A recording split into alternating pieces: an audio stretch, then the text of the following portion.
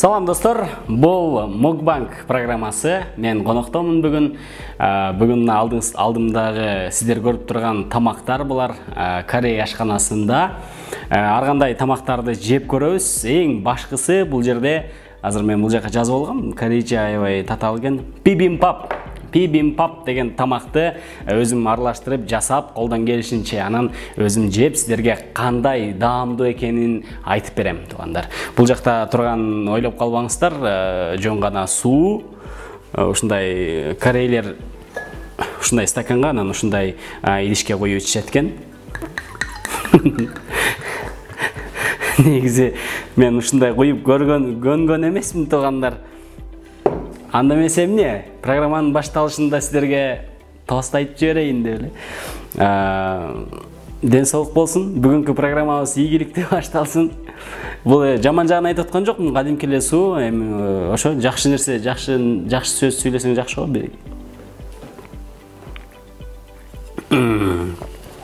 Суусап кеткен болчук. Суудан баштадык. Бисмилла деп. Эми алдымда чоң табак турат. Нақта кыргыздар жей турган тамак табак экен.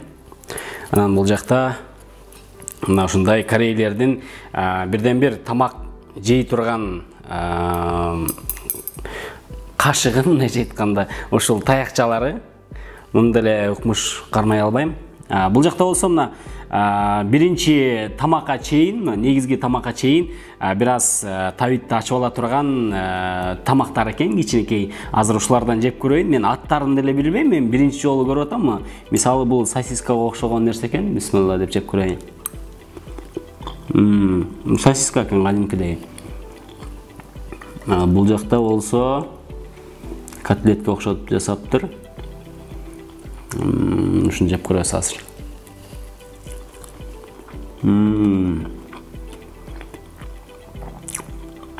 Корейлер негизи эле кытайлар ачууга аябай жакын болушат. Бул ачуу экен, мен жеп аткан, экинчи жеп аткан нерсе. Эми бардыгыбыз эле тамак жейбиз, бардыгыбыз эле суу ичебиз. Анан мондай жеп атканыма таң калбай эле коюңуздар. Мен үйдө эле, башка жактар эле ушундай эле жейм. Бул эмне болду экен? Бисмилла. Бул алма турбайбы? Башка бир нерсе окшойт эле. Бул тартуу экен булардын баардыгы. Могу мейиз экен. Мен буларды кое турайын азыр. Болсо таттуу жеп алсам азыр тамак жей албай калам. Негизи мен тамак аябай жакынмын. Тамак тандамайым жок. Үйдө тамак жасалганда дагы тузу ачы болуп калыптыр, же болбосо тузу кем болуп калыптыр дегенди деле билбейм. Тамак жей берем, ошон үчүн семизмин. Азыр болсо тамакка киришебиз. Монун бардыгынан бирден жеп коеюн. Вот. Бул картошка окшойт го. Кадимки эле картошка. Анан капуста туздалган.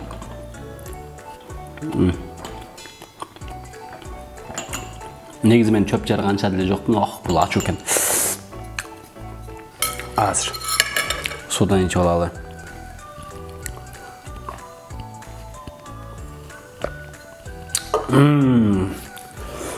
Так, неден баштайбыз? Bibimbap деген тамак биринчилерден болуп, күрүчтөн башталат экен. Негизи корейлер, кытайлар күрүчкө жакын болушат. Алар нан дагы жешпейт. Мен алдымда нан жок мисалы. Ошон үчүн алар ар дайым арык биринчиден мындай. Өздөрүнүн ден соолугун карап, бетинде дагы эч кандай так жок, ушундай аябай ден соолугуна кам көрүшөт. Туура тамактануу, мындайча айтканда, туура тамактанууга кытайлар, корейлер дейли, кытайлар анча-мынча жана жыланды жебет. Аны айтпай эле коеюн, тамак жеп атканда. Так, күрүч, кадимки эле күрүч, сууга бышырылган күрүч экен. Күрүчтү окуй. Мондай кылып салып алабыз, мынакей.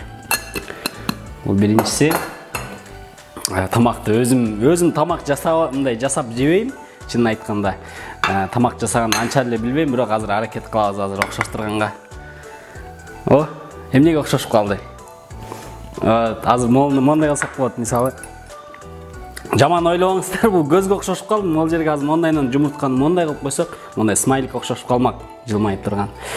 Ошону эле айтып коеюн деп. Так, экинчи Экинчиден бул жактан азыр сабиз мен билген.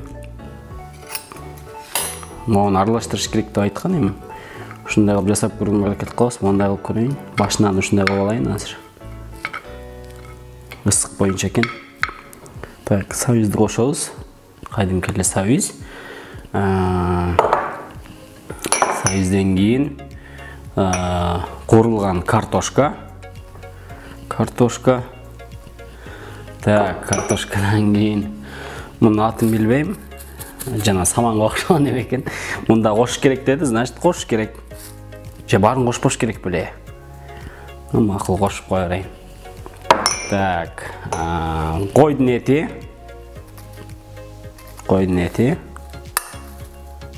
Ушундай кошо берейин.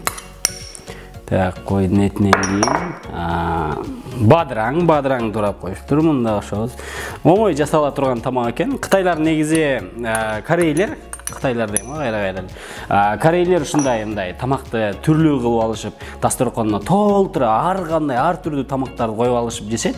Мунусунан кичинекей алып кошуп, мунусунан кичинекей алып кошуп.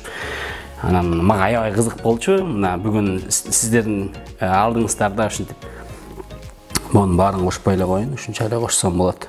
Негизи чөп чарга анча жокмун мен. Сабиз, пловко кошулган сабиз жебейм.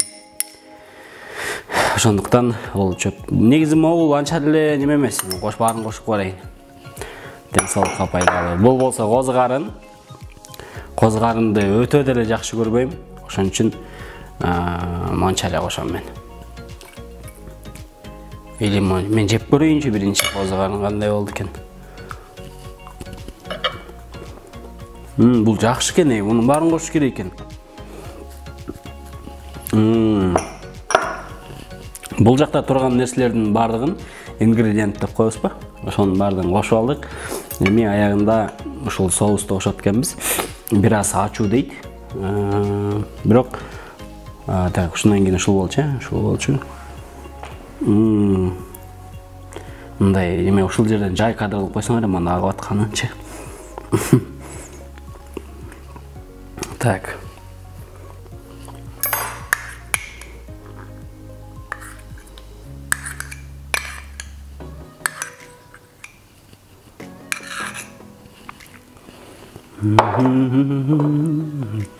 Май.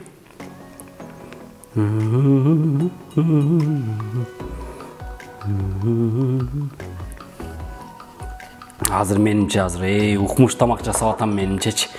Укмуш бир даамдуу болот, өзүм жасап атып, өзүмдүн ишлекейим коюлуп атат.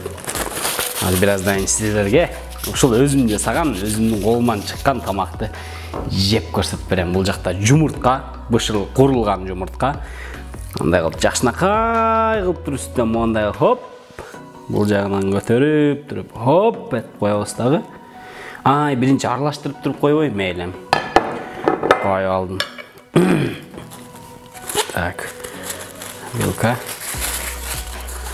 Вилка менен эми аралаштырабыз.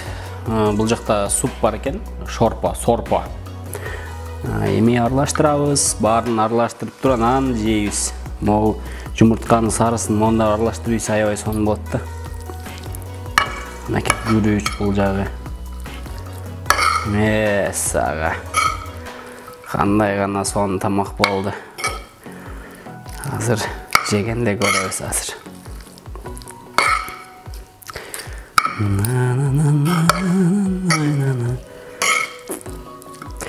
Бүгүн азыр как раз түшкү тамактанууга жакын келген болчумун.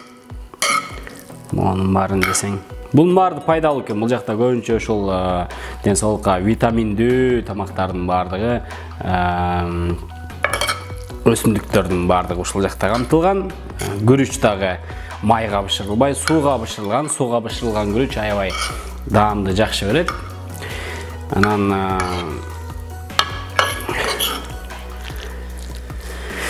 азыр мен жегенче силерге өзүмдөгү жаңылыктарды, силерде жаңылыктарды сурайм. Так, аралаштырып алдык. Даамны көрүнүп атабы силерге?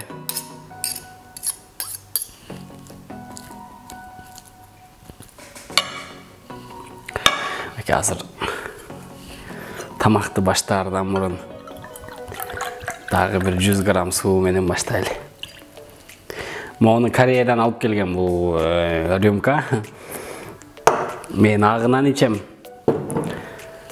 Канат кызылдан ичет. Бисмилла.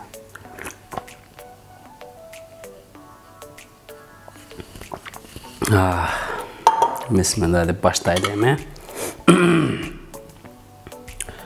Тамагым даамды болсун тоондар, бисмилла.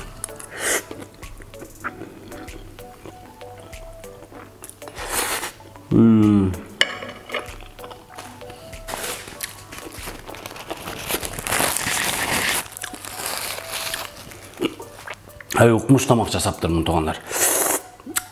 Бир аз ачууну көп кошуп алыпмын.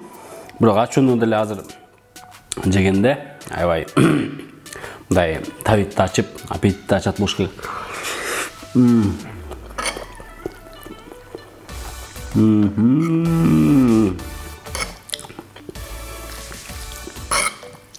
Колдон келсе туугандар ушундай тамактарды үйүңүздөрдөн деле жасап жесеңиздер аябай сонун экен.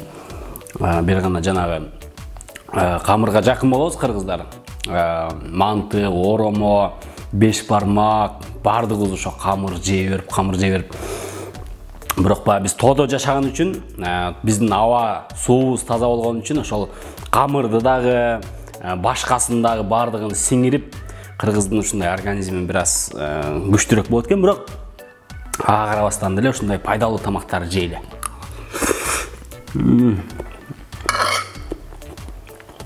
Мен өзүм тамак жеп атканда сүйлөбөй жейм, бирок бул жолу мен силерге сүйлөп берем. Түрк ашканасына жакынмын өзүмчү. Бирок бүгүн мына Кореянын ашканасынан даамсызып, мага жагып атат. Могу тамактар эч кандай оорлук келбейт. Кечинде жесең дагы, түштө жесең дагы менче аябай жеңил, пайдалуу тамак экен деп койдум.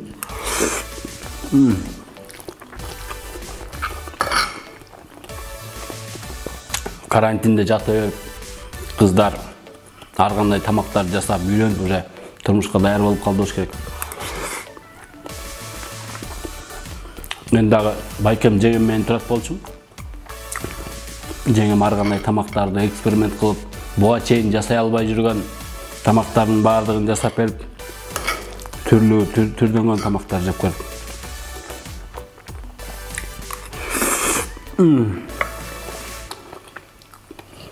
Эми туугандар, өзүм жөнүндө айтып берейин силерге. Көпчүлүгүңөр бул каналдан мени буга чейин, көпчүлүгүңөр эмес, баарыңар эле мени YouTube'дан көрсөңөр, көпчүлүгүңөр көрө элексиңер, тааный элексиңер. Өзүм тааныштырып коеюн. Башынан эле кыйын болуп, тамакка киреше албайм, эмне деген бала деп калбагыла. Атым Азирет, тердеп да кеттим о ачуудан. Атым Азирет, фамилиям Осмонов. Журналистмин кесибим боюнча буга чейин YouTube деген телеканалда алып баруучу болуп иштегем. Мени көпчүлүк болсо пранкер катары тааныйт. Пранктар тартып, элдердин жүзүнө жылмайып тартуулап. Негизи Кыргызстанда YouTube'ду ачсаң эле бүт эле негатив, башынан баштап аягына чейин окуй, тигини атып кетти, тигини союп кетти деген элдин баары көрүшөт. Ошого биз анти негатив кылып, жаңы пранктарды элдердин жүзүнө позитив тартуулайлы, жылмайып тартуулайлы деп пранк тартып баштаганбыз. Сулуктан ичип койбойм да. Ушундай шорпо.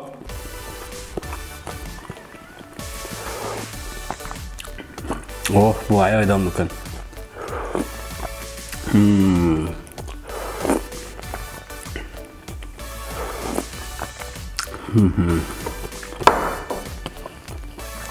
Унчалык даамдуу болот деп ойлогон эмесмин туугандар, чынындачы. Бирде ушул боюнча бир кызыктуу окуя айтып берейин. Группалаштарыбыз менен бир кафеге барабыз. Пекинская утка деген. Ал жакта ушул Кытай кухнясы экен, же Корей кухнясы билбейм точно. Бирок барып бардыгыбыз отуруп анан менюсун ачсак биз түшүнбөгөн тамактар көп экен, биз көрбөгөн билбеген.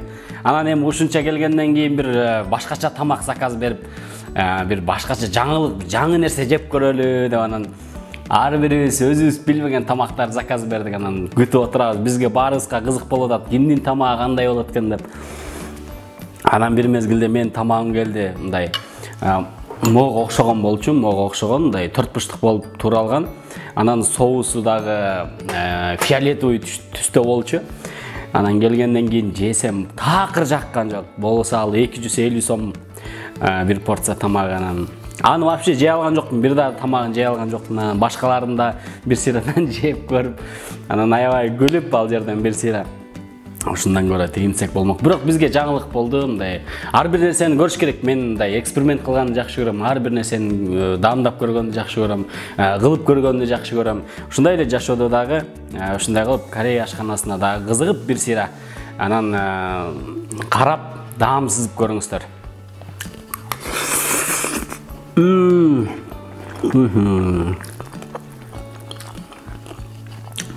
Буга чейин силер YouTube'дан көрүп калсаңар керек, ушундай тамактарды жеп, жана звуктар менен өлө шалпылдап жейт го. Бирок аябай кызыктуу мындай. Бизге жакпайт дейбиз го мындай, окуй ушун шалпылдап жегенден көрө, зачем ушуну көрүп деп. Бирок ошону көрөбүз, мисалы, мен көрөм, мисалы, мындай мага кызык шалпылдап жесе дагы, мындай аябай кызык болуп, ошону эмнени жеп атат, азыр кандай кылып жеп атат деп аябай кызык болот да. Азыр мен силерге да шалпылдап жеп берем азыр. Ошо негатив жазбай эле койгула туугандар. Андан көрө негатив жазгандын ордуна силер дагы келгиле дагы ушундай эле Корея ашканасына келип, ушундай тамакты өзүңөр жасап туруп анан жеп көргүлө.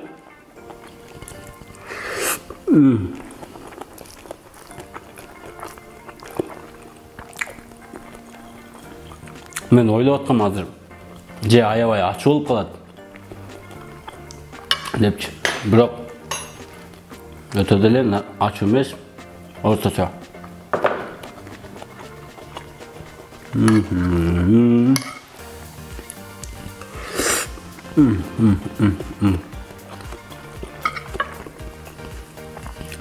Биз кыргыздар тамак жеген отурганда сөзсүз түрдө чай ичебиз го. Булар чай ичпейт экен. Корейлер ушундай жөнөкөй эле суу, газдалбаган сууну ушундай кылып, мындай шашпай коюп алышып. Анткени булардын тамагында ачуу болот дагы. Ачуунун үстүнөн ысык чай ичсең, андан бетер оозуң куйкаланат. Андан көрө суу менен акырындап ысыкты басат экенбиз.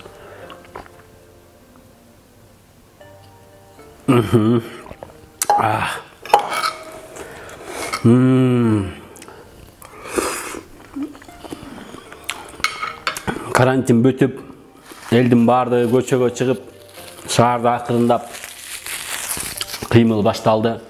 Биз дагы эми мынакей буга чейинки кылып жүргөн ишибизди жандан баштадык. YouTube'да мен Азирет Осмонов деген каналым бар. Ал жакта пранктар бар. Ошол жактан зериккенде, зерикпегенде деле кирип пранктарды көрүп, күлүп, анан комментарий, лайк басып, биздин каналдарга катталып көрүп турсаңыздар, мындай эч кандай негатив жок ал жакта. Бүт позитив, бир сыйра көрүп баалап мындай. Эми кээ бирөөңүздөргө жакпашы мүмкүн, кээ бирөөңүздөргө жагышы мүмкүн, бирок көпчүлүгүңүздөргө жагат мына. Мен убада бере алам ошондой. Гарантия бере алам, мен кепилдик бере алам. Сөзсүз түрдө кириңиздер, көрүңүздөр. Буюрса биз жумушту баштадык. Карантинден чыгып, кече күнү биринчи проектибизди тарттык, жакында YouTube каналыбызга чыгат. Бүгүн дагы бул программадан чыккандан кийин дагы бир пранк тартабыз. Ал жакынкы эле күндөрү чыгат достор, бир сыйра көрүңүздөр аны дагы. Мен өзүм жөнүндө жана айтып аткан болчумун, дагы улантып коеюн, мен үйлөнө элекмин, аялым жок. Тамакты жасап бере турганчы. Ошо жакшы тамак жасаган кыздар болсо алат элем деп жүрөм. Өзүм аябай тамакка жакынмын, мындай тамакты аябай баалаган эркектер ашказаны менен сүйөт дейт го. Мен да ошо бир жакшы мындай тамак жасаган кыз мага тамак жасап берип койсо эле сүйүп калмак.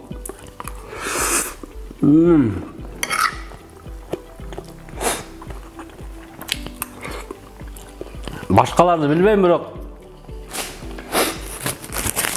мен ойлойм, башка досторумдан эле сурап көрсөм, ачуу жегенден мурдум куюла берет. Мен да ошондой ачуу жегенден мурдум куюла берет. Ошону айтып коеюн дегем.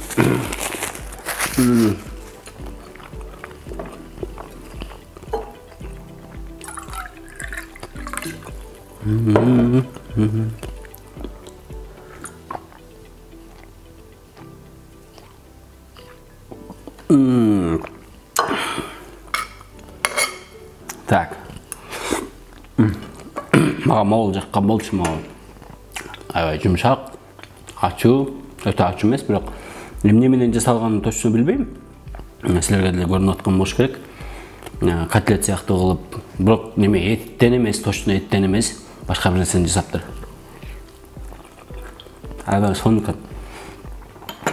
Бул жакта сосискалар бар экен. Мен тамак жеп атканда менин досторум мени тамашалап айта беришет, сен аябай мындай табитти ача тургандай кылып жейсиң депчи. Силерге кандай экен эми комментарийге жазып койгула, тамакты кандай жегениңдичи.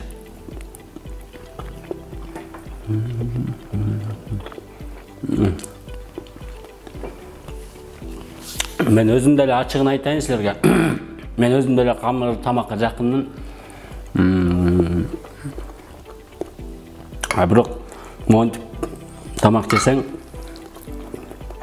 аябай пайдалуу болуш керек.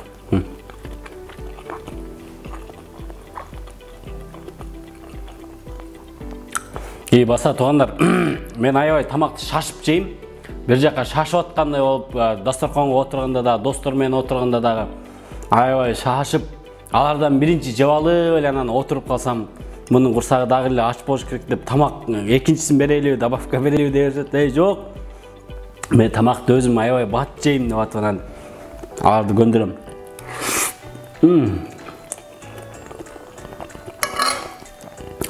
Мен өзүм тамак жасаганды анча билбейм, бирок тамак жасасам аябай сонун болот, өзүмө жагат. Могун деле азыр кандай кылат болдум экен деп аттым эле, бирок аябай сонун болуптур. Тамак жасап үйрөнүш керек. Могу соус жактым, суп жактым мага.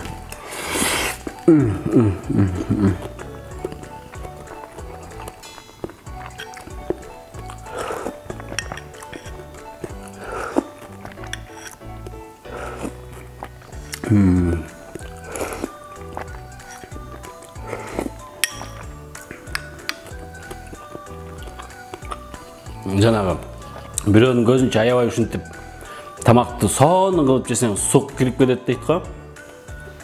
Туугандар, анча суктанбаңыздар. Сук кирип кетпесин, анан ичим өтүп жүрбөсүн. Тамагым даамдуу болсун деп коюңуздар, аш болсун деп коюңуздар.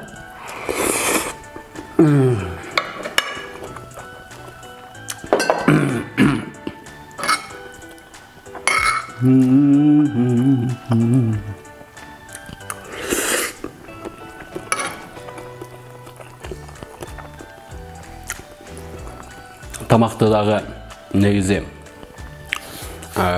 кээ бир адамдын колунан аябай сонун тамак даярдалат да. Мисалы, менин эжем бар. Бат-баттан эле бир нерсе кылып туруп эле тамактарды бат эле мындай чыс-пыс кылып эле даярдай коет. Аябай сонун болот. Ар дайым сонун болот ошонун тамагы.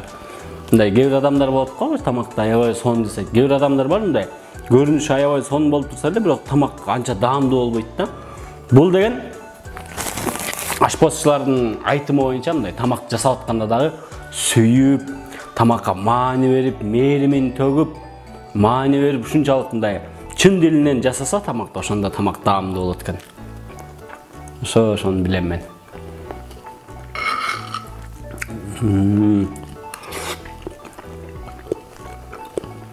Негизи баардыгыбызга эле биздин апабыздын тамак жасап берген аябай жагат болуш керек. Үйгө барганда дагы сөзсүз түрдө, мисалы ресторандан тамак жеп барып деле, тойдон мисалы.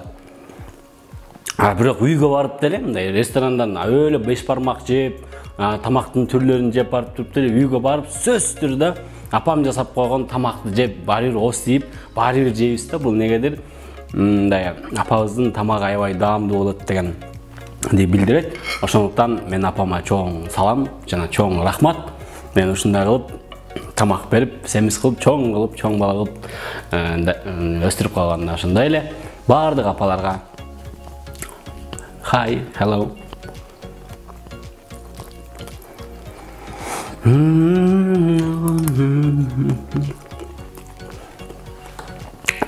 Мындай азирет деген ушундай жейт экен деп жүрбөгүлө.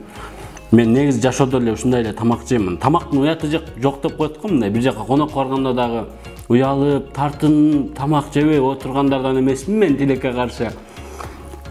Барекет кимдин алдына барсам деле тамактан жеп, курсакты тойгозуп. Эми тамак бул адамдын организмине керектүү нерсе болгондон кийин ушундай эле жеш керек.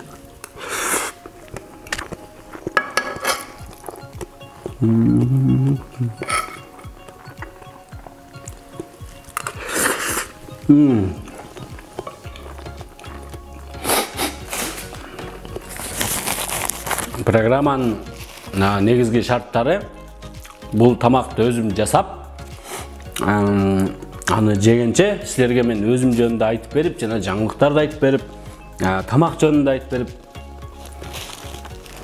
тамакамдан ушул жерден эле 1, 2, 3, 6, 7 нерсе коштук. Бардыгы витаминдүү, мындай тирүү, бардыгынан дагычы. Анан бул жакта да 5 нерсе турат. Ушунун бардыгы кошулгандан кийин анда ушундай сонун тамак болот экен. Мен үйгө баргандан кийин да буюрса ушундай тамак жеп жасап жейин деп атам.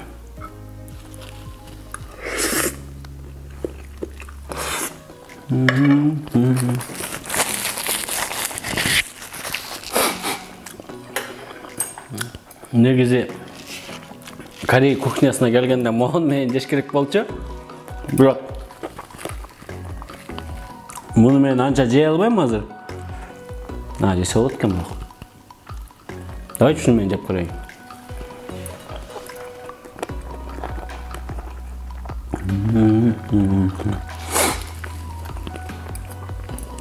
Оозум ачышып кетти.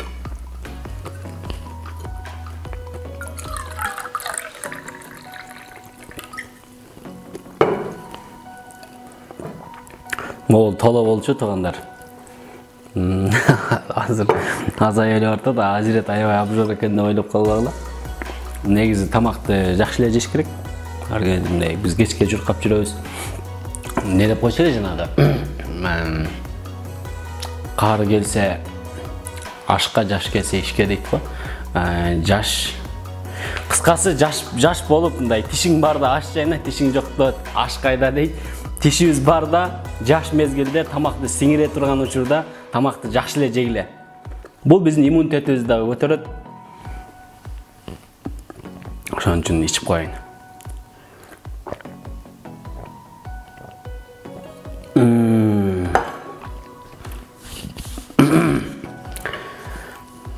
Курсак тоюп калды. Бирок ушул тамактан баягы жакшы тамак калгыча жаман курсак айрылсын дейт. Жакшы тамакты калтырбай жеп кетейин.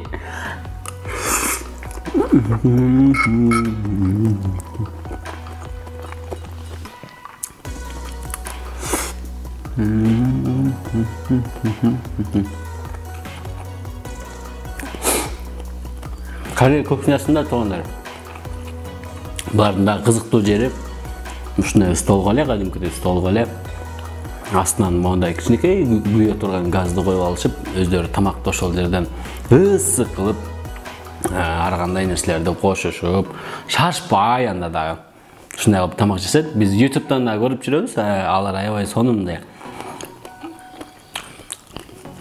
Өзүнүн ден соолугуна кам көргөн адамдар болот да. Ошо мен да өзүмдүн ден соолугума кам көрүп атам.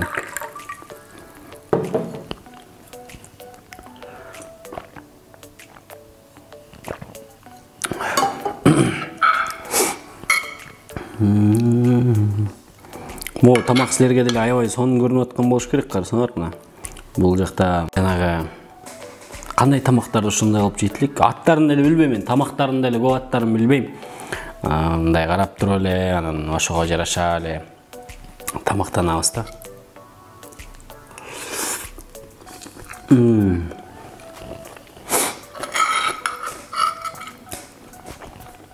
Бул программа тугандар. Мына ушул тамактын деп бүтөт. Ага чейин мен силерге айтып берип, сүйлөп берейин. Ой, шашпай сүйлөп, шашпай жейинчи, мен аябай шашып жеп. Негизи мындай тамакты шашып жегенде батыраак тоюп каласың да. Мисалы, орозодо деле курсагыбыз аш болот бардыгыбыздын, анан ооз ачарга жакындаганда укмуш тамактарды жасап, дасторконду толтуруп, демеле баарын жебүүчүдөй болуп карап отурабыз. Анан ооз ачары болгондо эле бир стакан сууну ичип алгандан кийин эле мындай денебизге суу кеткенден кийин шалдырап тамакка табитибиз тартпай эле кичине тамак жеп эле анан отуруп калабыз го. Ошон үчүн ар дайым тамакты орду менен жеш керек.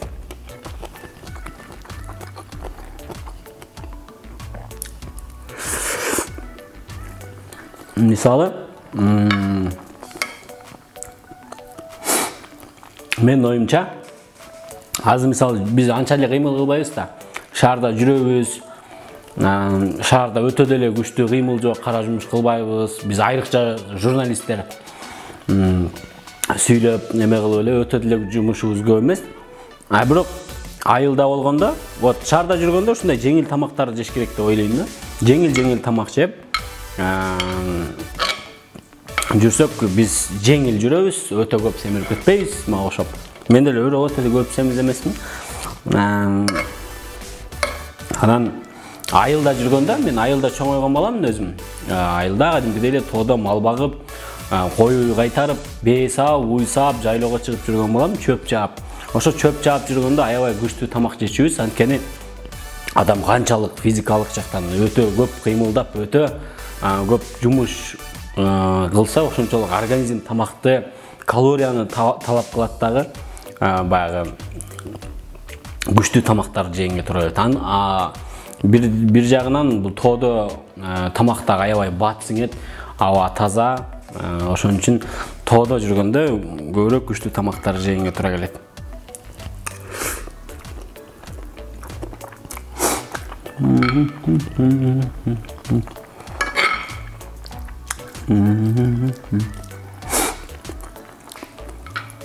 Вот, мен силерге азыр тамак жегенче өзүмдүн кесибим тууралуу айтып берейин. Мен журналистмин. New TV деген телеканалда журналист болуп иштедим. Жакында эле чыктым, ал жактан чыгып, өзүмдүн YouTube каналымды жандандырып, ошол жака күчүмдү жумшап, силерге ар кандай долбоорлорду тартып алайын деп чечтим. Мисалы, ал жакта бир гана пранктар эле болбойт. Силерге пайдалуу дагы, тарбиялык мааниси бар, билим ала турган, бир нерсени үйрөтө турган программаларды жасайын деп аракет кылып баштадык. Буюрса бизнес проектлери бар ал жакта. Ар кандай белгилүү адамдар менен, саясатчылар менен интервьюлар болот. Розыгрыштар, пранктар болот сөзсүз түрдө. Кайрымдуулук жаатында дагы бир топ долбоорлорду ишке ашырабыз жакында. Биздин ошол Азирет Осмонов YouTube каналынын алкагында ушундай чоң, ошонун ичине камтылган ушунча көп проектлер болот. Анан журналистика деген кесип бул. Көпчүлүгү баягы чоң журналисттерди көрүп, мен чоңойгондо журналист болом деп көпчүлүгү тапшырып алат. Журналист болуш үчүн өзүңдө кандайдыр бир талант болуш керек. Журналисткадагы өзүңдүн жөндөмүң болуш керек. Журналисттик деңизде ойлоно турган оюң, кругозоруң болуш керек. Анан ошондо ошол адам журналист болот. Журналист ким? Журналист деген ар тармактуу болуш керек. Историяны, тарыхты билиш керек, маданиятты билиш керек, Кыргызстан жөнүндөгү жалпы географияны билиш керек. Дүйнөдөгү жаңылыктардын баардыгы менен кабардар болуп туруш керек. Кыскасы, журналист деген аябай көп тармактуу кесип, буга чыдагандар иштейт. мамлекеттин ичиндеги көйгөйлүү маселелерди башка жагынан көрүп, элдерге ошону көтөрүп чыгып, анан бийлик менен элдин ортосундагы көпүрө бул журналистика болот.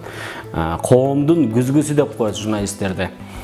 Коомдогу болуп жаткан көйгөйлөрдү бийликке көргөзүп, бийликтин жасап аткан иштерин элге көргөзө турган ортодогу катнашты түзгөн мына ошо журналисттер болот тугандар. Ошон үчүн журналистикага тапшырам деп атканда бир аз ойлонуп тапшырыш керек. Мисалы, кесип тандоодо дагы аябай көп көңүл буруш керек. Биздин факультетте 24 журналист бүткөнбүз. 24 журналисттин ичинен азыр бир эле мен иштеп атам.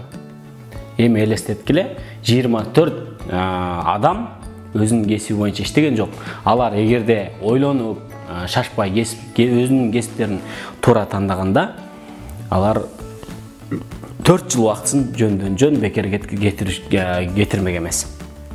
Ошон үчүн кесип тандап атканда дагы бир аз ойлонуш керек тугандар.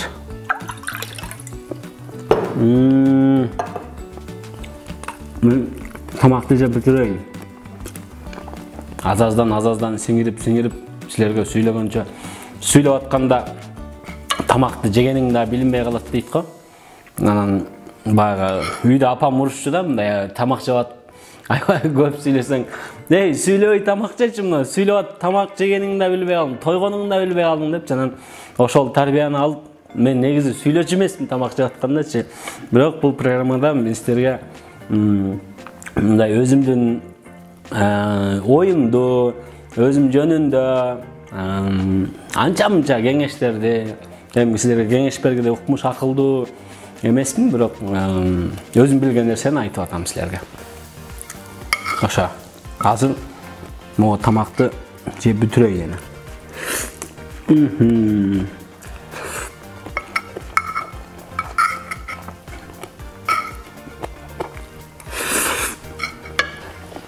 Буюрса туугандар,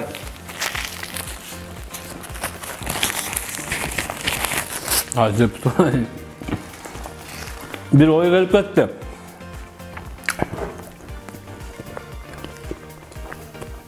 Балкон.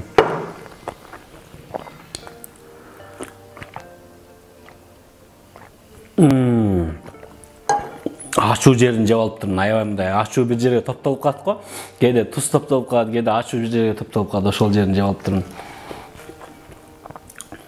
Мисалы, бизде Кыргызстанда кыйын журналисттер бар, чаан журналисттер бар. Бейшенбек Бекешев деген сөзгө чечен, Кыргызга керектүү болгон көптөгөн проектлерди, көптөгөн долбоорлорду алып чыккан Эрнест Киязов деген аябай сөзү курч журналист бар. Улан Эгизбаев деген раматтылык болуп кетти. Ал дагы аябай баягы коррупциянын бетин ачкан, Кыргызстандагы бекилип, жашырынып жүргөн коррупционерлердин бетин ачкан жакшы журналист болчу. Буюрса, ошондой журналисттер керек бизге. Эгерде чын дилиңиздерден журналист болгуңуздар келсе, анда ошол адамдарды көрүп, ошолордон үлгү алып, журналисткага тапшырыңыздар. Буюрса, биз дагы мамлекеттин ичиндеги көйгөйлөргө, окуяларга мындай жөндөн-жөн карап олтурбайбыз. Биз дагы ошол нерсеге реакция кылабыз ар бир учурда. Ар бир жаран бул кайдыгер болбош керек. Мамлекеттин ичинде эмне болуп атса дагы ошол нерсеге кабардар болуп, өзүнүн оюн, өзүнүн пикирин айтып туруш керек.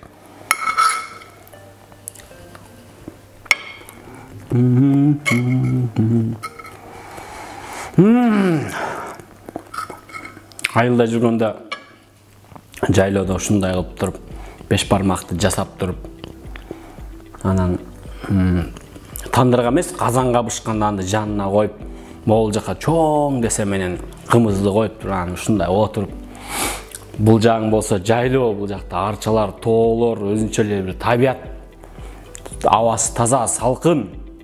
Боз үйдүн жанына отуруп, эшикке отуруп, бул жагында койлор маарап атат, бул жагында бейлер, аттар кишинеп атат. Анан ушундай бир маани берип туруп, кымыз муздак ушундай ичип кымыздан 5 бармактан жеп, анан атты минип алып, шараккан суунун боюнда сууга түшүп, ошентип жүрчүбүз. ошого окшошпойт бекен анча. Мени көпчүлүгү мындай айылда чоңойгон балага окшоштурушпайт да. Бирок мен таптаза айылда чоңоюп келген баламын. Өзүңөр көрүп атсаңар керек, шаардык балдар монча тамак жей албайт мисалы. Шаардык балдарга таң калам менчи. Жаман назик, мындай ийилчек, мындай арык, мындай жана көлөкөдө өсүп калган жалбырак болот го, куп-куу болгандай. Мондай кылып тийип койсоң эле сынып калганчы. Ошол сыяктуу көрүнө берет. Тон балдар болсо мындай кагылып урулуп, капкара болуп, чымыр денелүү, күчтүү болушат. Анан тамакты да көп жейбиз ушундай.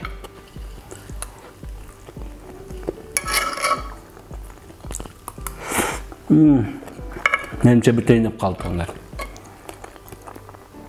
Ушунча тамакты жеп алгандан кийин эми жөн отурбай пранк тартабыз. Көбүрөөк кыймылдаш керек тамакты сиңириш үчүн. Канча тамак көп жесең, ошончолук көбүрөөк кыймыл кылып, калорияны кетирсең, ошондо семирбейсиң, ден соолугуң жакшы болот.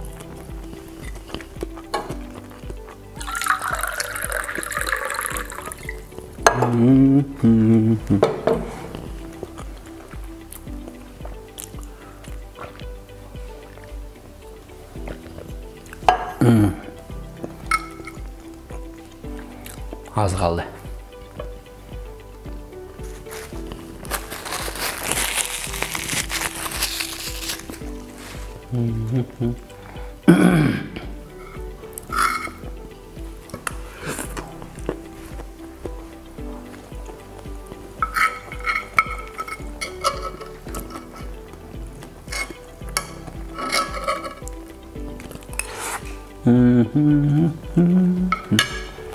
Могу аябай сонун жасашыптыр туугандарым, ол жака мындай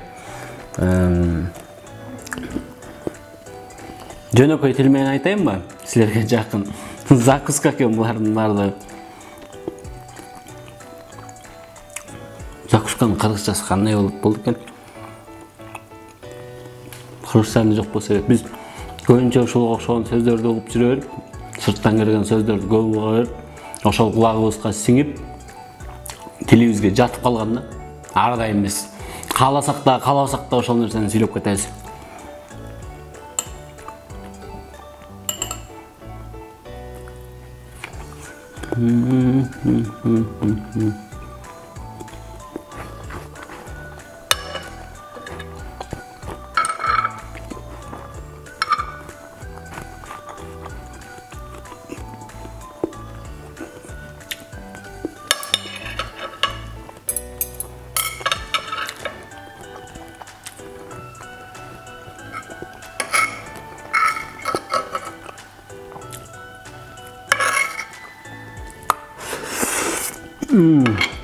Бат-баттан жеп бүтүбөй эмне болду.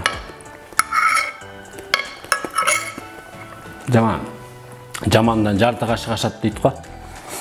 Ошондой болбосун деп тамактын түбүнө калтырбай, ырыскысы түбүндө болот дейт тамактын. Кыргыздар эч качандай тамакты калтырып ичкен эмес, калтырбай жеп жүрүшкөн. Мен дагы бүгүнкү программада чыныгы кыргыздыгымды көрсөтүп, ушинтип тамак жеп коюн деп атам.